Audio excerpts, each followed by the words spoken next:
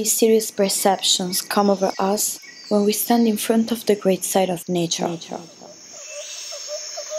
We don't realize how much our problems, our duties, and our worries are insignificant until we find ourselves next to what is out of our control, the baffling space in which we live.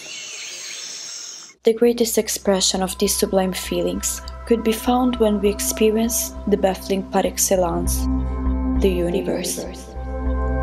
It is the opposite's equivalence, a place in which time has no meaning, in which the perception of the limitless coincides with that of the tiniest amount. And isn't it interesting how the passage of time is spelled, for us, by the rotation of two celestial bodies that we never understand its value? The sun and the moon are two sides of the same coin, complementary through and through.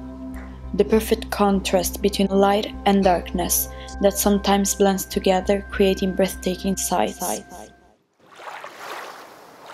And which is the best place to see one of those meetings? Isn't it the seashore? The sun, falling in the sweet rocking of the waves, let its rays turn the sand into gold, while, deep into the ocean, the brightest colors spread to be distinguished from darkness. But what makes colors so fascinating is their fairness. They don't do any discrimination.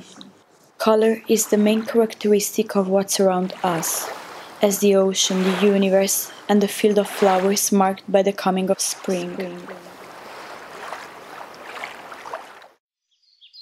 The flower, in addition to being one of the most intuitive demonstrations that we have of the peculiarity of colors, is pure synesthesia, the combination of different senses such as smell, sight and tact all together.